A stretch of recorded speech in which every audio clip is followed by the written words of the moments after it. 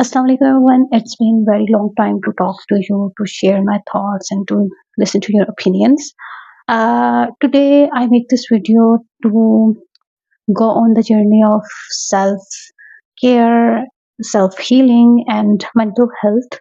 Recently all my feed are filled with two things, that is Iran and Israel war, and we stand with Iran because Iran is also a Muslim country and we are too, and Muslim can never forget the other Muslim in the hour of need. And second thing that I want to talk about in this beautiful month of Ramadan, everything is going fine, but still the war and what is happening on social media is worth alarming.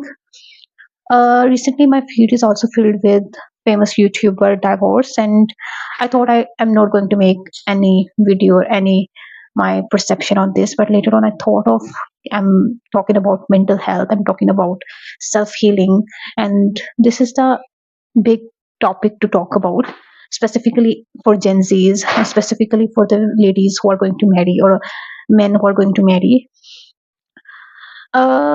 This is a big thing कि सबसे पहले तो I want to say कि take care of your privacy, क्योंकि जो चीज़ publicly आप start करते हैं वो एंड भी पब्लिकली ही होती है. एंड नॉट ओनली दिस कि पब्लिक भी उसमें अपना ओपिनियन शेयर करती है, like many creators are sharing their opinion regarding their divorce and everything. But still the thing which is worth noting कि जो एक हस्बैंड और वाइफ होते हैं, दे आर, वो एक दूसरे का लिबास होते हैं. लिबास मीन्स के वो एक दूसरे की प्राइवेसी को प्रोटेक्ट करते हैं, वो एक दूसरे को इस तरह प्रोटेक्ट करते हैं जिस तरह एक लिबास हमारे जिस्म को प्रोटेक्ट करता है. तो एक हस्बैंड और वाइफ की एक ड्यूटी होती है वो एक दूसरे को इस तरह प्रोटेक्ट करें. The way famous YouTuber disrespect her wife and throughout the vlogs and cheated on her and ended his relationship with her through podcast. It is very disrespecting in any aspect. और अगर mental health की बात की जाए, जब आप disrespect किसी relationship में जाते हैं और आप सिम्टम्स नजर आने लग जाते हैं कि आपकी कोई वर्थ नहीं है उस रिलेशनशिप में, तो आप लोग सबसे ज़्यादा जो वो पर्सन है वो क्या फेस करता है, वो सेल्फ डाउट्स में जाता है, वो ओवर थिंकिंग में जाता है, वो एंजाइटी में जाता है, उसका कॉन्फिडेंस सबसे पहले शैटर होता है. अब इसकी एग्जांपल देखी जाए कि कई दफ़ा हमने देखा कि जब रजब भट्ट व्लॉग्स बनाता था, उसकी वाइफ बहुत ज़्यादा अनकंफर्टेबल फील करती थी ड्यूरिंग वीडियोस और बहुत शाय, एंड इट रिप्रेजेंट्स के कैमरे के पीछे क्या हो रहा है और कैमरे के अंदर क्या हो रहा है. So it represents her shattering in lack of confidence and shattering confidence or overthinking, self doubts आता है. जब भी एक लड़की, specifically in our society, specifically most probably arrange marriages, तो आप देखते हैं कि लड़कियां बहुत ज़्यादा सेंसिटिव होती हैं, बहुत सारी लड़कियां जो कि लैक ऑफ कॉन्फिडेंस होता है, जिनके अंदर कॉन्फिडेंस का बिल्कुल नहीं होता, और जब वो रिलेशनशिप में जाती है, जब अपने वो स्टार्टिंग के रिलेशनशिप जब स्टार्ट होता है, वो एक बहुत टफ फेज होता है for both of them, for husband and wife. इसकी एक बहुत बड़ी रीज़न ये भी होती है कि एक हर चीज़ नई होती है. जहाँ एक लड़का और लड़की के लिए हनीमून फेज होता है, वहीं पे ही उनके लिए एक बहुत ज़्यादा चैलेंजिंग फेज भी होता है, क्योंकि आप एक नई जगह जाते हैं, नए लोगों के साथ रहते हैं, तो आपके लिए एडजस्ट करने में इश्यूज आते हैं. अब वो जब एक नया फेज चल रहा होता है एडजस्टमेंट का, और आपको स्टार्टिंग फेज में ये पता चल जाए कि आपके हस्बैंड ने या आपकी वाइफ ने आपके ऊपर चीट किया है, तो वो एक ऐसे लगता है जैसे आपकी पूरी दुनिया खत्म होने वाली है और एकदम आपको नहीं समझ आता आपने इस पर रिएक्ट कैसे करना है. और फिर लगे हाथ, अगर आपको कोई इंसान ये कह दे कि आप रिग्रेट फील करने के बजाय, एम्बेरस होने की बजाय आगे से आप ये रिस्पॉन्स ले कि I don't want to get marry, और मुझ पे बहुत सारी लड़कियां मरती थी, तो मुझे शादी करने की कोई ज़रूरत नहीं है, अब तुमने ही एडजस्ट करना है और तो ही शादी बचेगी, ब्ला ब्ला ब्ला. अब ये सेंटेंसेस जब एक लड़की सुनती है जिसकी न्यू शादी हुई है, तो ये उस चीज़ को, इसके बहुत ज़्यादा साइड इफ़ेक्ट उसकी मेंटल हेल्थ में जाते हैं. ये साइड इफ़ेक्ट किसी एंगल से हो सकते हैं, ओवर थिंकिंग से हो सकते हैं, सेल्फ डाउट से हो सकते हैं, आप पूरा दिन डिप्रेशन एंजाइटी का शिकार हो सकते हैं. इसकी बहुत बड़ी एग्जांपल इस एंगल से मिलती है कि जब भी ब्लॉग्स होते थे, ईमान कभी भी कंफर्टेबल नहीं लगी, यहाँ पे वो बिल्कुल कंफर्टेबल नहीं होती थी वीडियो में. और ये एक बहुत बड़ा एस्पेक्ट हो सकता है कि बिहाइंड द सीन क्या हो रहा है और ऑन कैमरा क्या हो रहा है. तो कहीं ना कहीं जब आप एक रिलेशनशिप में जाते हैं और आपकी स्टार्टिंग रिलेशनशिप ही इतनी चैलेंजिंग हो जाए, तो फिर उसमें उस रिलेशनशिप का सर्वाइव करना भी एक बहुत ज़्यादा मुश्किल होता है. एक उस इंसान का जो इस रिलेशनशिप में था या है, ये मसलसल चैलेंजेस का सामना कर रहा है, तो उसकी मेंटल हेल्थ बहुत ज़्यादा डिस्टर्ब हो जाती है, नाकाबिल कभार बर्दाश्त हो जाता है, एंजाइटी डिप्रेशन का शिकार हो जाता है। और फिर कई बातें जैसे कि आपने एक तो बहुत ज़्यादा रिलेशनशिप में सफ़र किया है, ठीक है, बहुत ज़्यादा सफ़र किया है, आपको वो एंजाइटी की फॉर्म में हो सकता है, डिप्रेशन की फॉर्म में हो सकता है, चीट की फॉर्म में हो सकता है। एक लड़की मुझे लगता है कि किसी भी हाल में बर्दाश्त कर सकती है, लेकिन जब आता है ना चीट का, तो वो उसके लिए बहुत ज़्यादा मुश्किल हो जाता है उसको बर्दाश्त करना, उसे माफ़ करना। तो रजब भट्ट अपनी एक पॉडकास्ट में इसने कहा कि इसने मुझे माफ़ कर दिया था जब मैंने इसे बताया कि मैंने उसे चीट किया है, या मेरा रिलेशनशिप रहा है, या अभी भी मेरा रिलेशनशिप है। तो मुझे लगता है, और उसको मैंने मोबाइल फ़ोन भी दिया जो 7-8 लाख का था, ब्ला ब्ला ब्ला। लेकिन for me, I think for any psychologist और for any person, for any women, कि उसकी एक मेंटलिटी में ये है, वुमेन की साइकोलॉजी ही ऐसी है कि अगर आप उस पर चीट करेंगे ना, आपको कभी माफ़ नहीं कर पाएगी, कभी भी नहीं। तो आई डोंट नो कि आप किस एंगल से कह रहे हैं कि आपने उसे चीट किया आपने, और आपने उस पर फ़ोन उसे ला कर दिया, जी वो खुश हो गई, इसने पर माफ़ कर दिया, नॉर्मल लाइफ चलने लगी। हो सकता है कि कोई ऐसे सर्कमस्टांसेस उसने फेस किए हों, like she is orphan, she had no father, और वो ऐसा नहीं चाह रही होगी कि उसके बेबी को भी अपने फादर के बगैर जीना पड़े।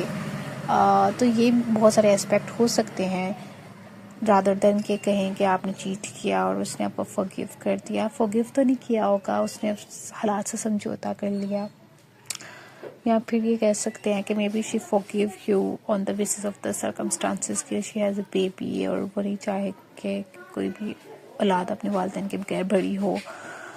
तो मे बी शी फॉरगिव, लेकिन फॉरगेट, तो आप कह सकते हैं कि माफ़ तो कर दिया लेकिन भूल ही नहीं, वापस उस तरह से ट्रस्ट कर भी नहीं पाएगा कि इंसान। तो जब भी आप ऐसी कोई सर्कमस्टांसेस सोचते हैं, तो इस सर्कमस्टांसेस से बाहर निकलना बहुत ज़्यादा ज़रूरी हो जाता है, क्योंकि आप जितनी देर वहाँ रहेंगे आपकी मेंटल हेल्थ उसी तरह ख़राब होती रहेगी। कहते हैं कच्चे के पास आप जितनी जल्दी वहाँ से निकल जाए उतना ही बेहतर है, क्योंकि ये आपकी मेंटल हेल्थ का मामला होता है। आप बदबू में कितनी को देर रह सकते हैं, जितना आप उधर से दूर भागेंगे उतना आपकी mental health, physical health, spiritual health, emotional health बेहतर हो जाएगी। और मेरे ख्याल से that's what it happens in this case scenario कि डाइवोर्स हुई। और मुझे लगता है कि डाइवोर्स, एक बहुत सारे लोग ये भी कह रहे थे कि पहले क्यों नहीं डिवोर्स ली, जब उसे पता चला उसके हस्बैंड ने चीट किया है तब तो डिवोर्स नहीं ली, अब अचानक से क्यों डिवोर्स दे रही है, ये वो।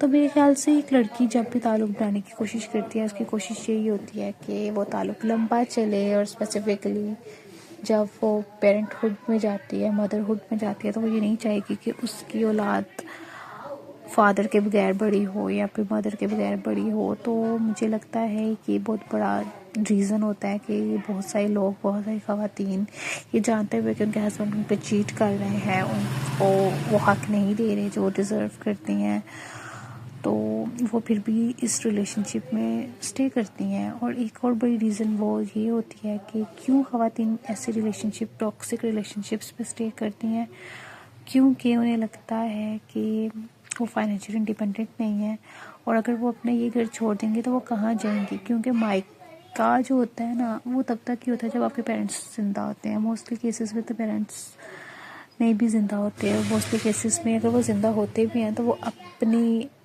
औलाद के डिपेंडेंट होते हैं ना। तो जब पेरेंट्स अपनी औलाद पे डिपेंडेंट होते हैं, तो फिर एक और फैमिली पार्टनर, फैमिली मेम्बर अगर फैमिली में ऐड होना चाहेगा तो वो भी एक्सेप्टेबिलिटी बहुत ज़्यादा मुश्किल हो जाता है। तो ख़वातीन ये सोचती हैं कि भाई यहाँ पे भी जूते खाने हैं तो अपने घर में खा लो।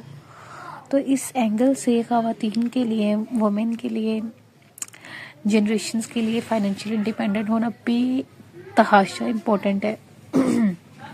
इतना इम्पोर्टेंट है जितने एजुकेशन इम्पोर्टेंट है। इवन कि एजुकेशन से ज़्यादा फाइनेंशियल इंडिपेंडेंट इम्पोर्टेंट है। लेकिन ये सके कि एजुकेशन और फाइनेंशियल इंडिपेंडेंस बहुत डायरेक्ट रिलेशनशिप है कि आप एजुकेशन हासिल करेंगे तो आप फाइनेंशियल इंडिपेंडेंट हो सकते हैं।